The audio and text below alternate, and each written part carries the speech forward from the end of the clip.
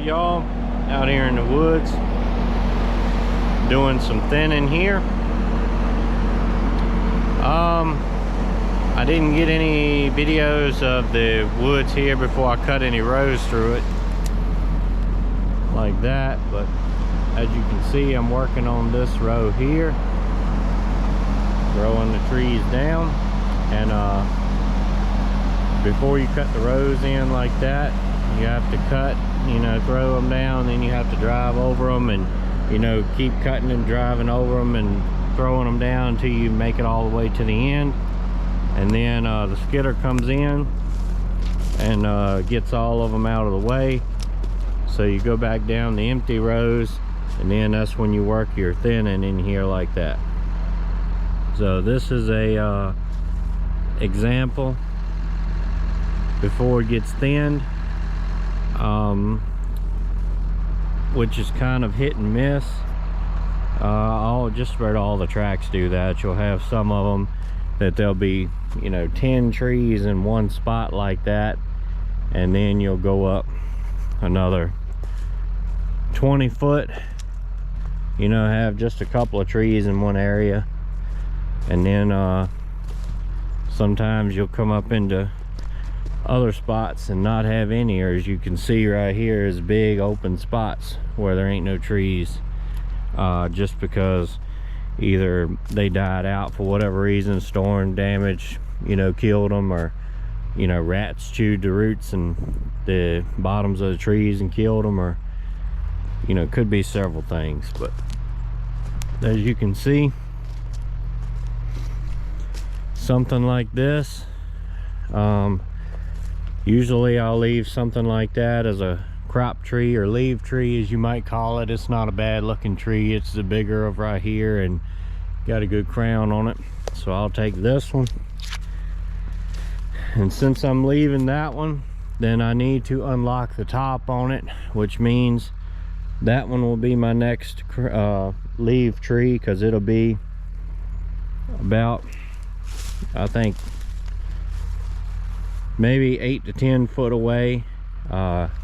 Usually we try to put on a 10 or 10 to 15 foot spacing, which you can see these are kind of smaller trees, so this one and that one will have plenty of room to grow. But I'll come in and take this one, which helps both of these trees here, and then I'll also take this one, which helps that tree.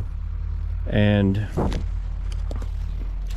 just by the way the cards lay, this one will be the next crop tree, which is again about 10 foot away from that tree we're leaving, and about 15 foot away from that one there that we're leaving. So we'll take these two out. Of course, we'll take this little thing out, take this one out, and the way they're clumped in here, I will probably leave that one as a crop tree, take that one, take that one, leave that one, take that one over there, and probably that one. Now right here is your most textbook example, I guess. You've got 1, 2, 3, 4 trees growing right pretty much in a line, because we've got our area here between the rows, the wood in the middle. It's about 40 foot, something like that, 35 to 40 foot, I would think. So anyway, they used to be planted in rows with a planter, just like tobacco or corn or anything, so they were on a better spacing. You could just start, you count 1, 2, 3, 4 and cut the 5th row and go all the way in straight, but we don't live in that world anymore. They're basically scatter planted by hand, and it comes to be what it is. But we got 4 in a line right here, so you can take that one, leave that one, take that one, and leave that one. Or you can do it in the opposite order, leave that one, take that one, and take that one. That's generally the textbook thinning, having 4 trees in a line like that, which, like I said, we don't see very often. So if we're leaving this one, taking that one, then I'll come in behind it and take that one out, and probably take this one out because it's smaller, and then that'll leave that one, you know, unlocked. There's a skidder down there getting some wood up. But as you can see, over here is where I've already thinned at, and you can see how most of the tops are, you know, open. Now it's hard to get everything perfect textbook example. You know, right here it's a little more spacing in the way the land starts to lay, and you know, it's got a lot of old rocks on this place and different things like that. It's harder to get in here and get these ones out like that, especially with her getting, you know, stuck and having to get the skidder to come get you.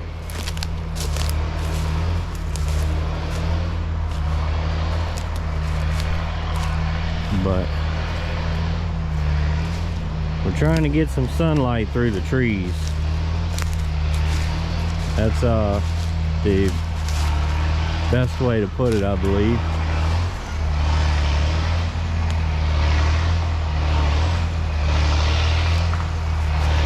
There we got the skidder. I don't got a great view of it, I reckon, with all the bushes in the way.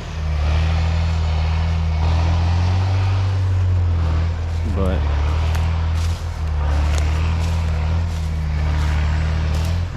these are ones that I've already thinned here.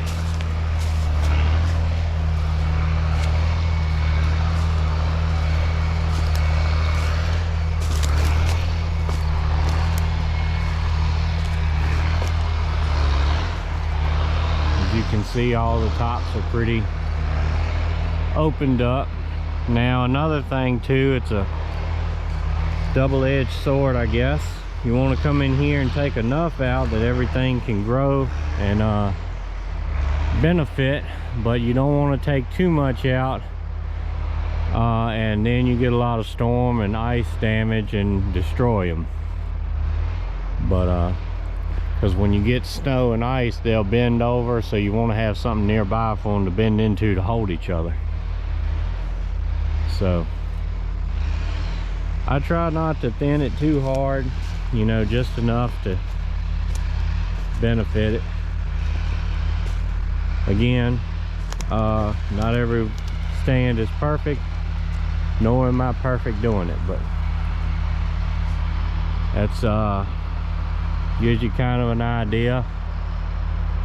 Like over here, I could have took them two out, but for whatever reason I just didn't get them. I forgot about them, or either where you throw the drags on the ground. Sometimes you know, you can only put so much in a drag for the skidder to get, and you have to make a new drag. Sometimes where you end up having to throw it kind of blocks you from getting into a couple of other trees that you otherwise would have got. But hopefully this stuff is interesting to y'all. Maybe it'll help teach somebody, because I learned to thin, I don't know, 3 or 4 years ago, maybe, something like that. And it's a whole different deal than clear cutting. And I hadn't seen a lot of things like this on YouTube, thinning, and you know, the kind of logging we do in our part of the world. Every part of the world is different. But maybe if somebody's just starting to run a cutter, or just starting to be thinning or whatever, maybe it'll kind of help somebody, or I can do some more in-depth videos on it and more of a tutorial type of deal. But anyway, I guess that's about all I got for this one. And we've got the 643K John Deere here. I like it. I like that style of head for thinning, because it can let you get a lot of trees in there.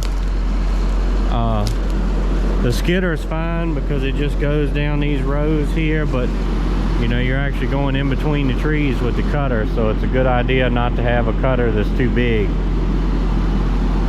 This one here seems to be pretty good size.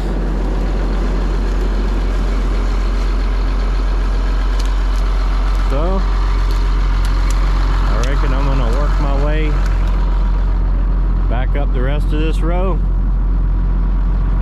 and I guess that's about all I got for this one.